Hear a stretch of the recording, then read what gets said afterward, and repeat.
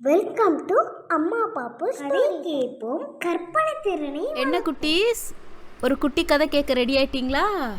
ஒரு நாள் பாரசீக மன்னர் பீர்பாலை தனது நாட்டிற்கு சிறப்பு விருந்தினராக அனுப்பி வைக்கும்படி அக்பருக்கு ஒரு ஓலை அனுப்பினார். அக்பரும் பீர்பாலை பாரசீக மன்னரை சந்திக்கும்படி நிறைய பரிசு பொருட்கள் கொடுத்து அனுப்பி வச்சார். பீர்பாலோட அறிவாற்றலை பாரசீக மன்னர் சோதித்து பார்க்க நினைச்சாரு. ஒரே மாதிரியாக தோற்றமுள்ள 5 பேரை அவர் அரசர் அமரக்கூடிய ஆசனத்தில் உட்கார வச்சார். அதில் அரசரும் ஒரு ஆளாக அமர்ந்தார். பீர்பால் பாரசீக மன்னரை சந்திக்க போவது அதுதான் முதல் முறை. அதனால அவர் ரொம்ப ஆவலோடு இருந்தார். பீர்பாலுக்கு ஒரே மாதிரியாக தோற்றமுடைய 5 பேரை பார்த்த உடனே ஒரே ஆச்சரியமாயிடுச்சு. இவங்களில் யார் அரசராக இருக்க முடியும் அப்படின்னு யோசிச்சுட்டே நின்றுட்டு இருந்தார்.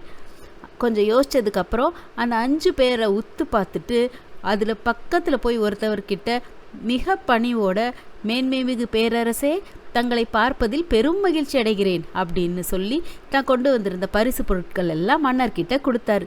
மன்னருக்கு ஒரே ஆச்சரியம். எப்படி நான் தான் மன்னர்னு நீங்கள் கண்டுபிடிச்சிங்க அப்படின்னு கேட்டார். இது ஒன்றும் சிரமமான காரியம் இல்லை மன்னா. சிம்மாசனத்தில் அமர்ந்திருந்த 4 பேரோட கண்களும் தங்கள் மீது தான் இருந்துச்சு. தாங்கள் மட்டும் அரசருக்கான கம்பீரமான பார்வையோட நேருக்கு நேர பார்த்து உட்கார்ந்துருந்தீங்க. அதனால உங்களை நான் சுலபமாக கண்டுபிடிச்சிட்டேன் அப்படின்னு சொன்னார்.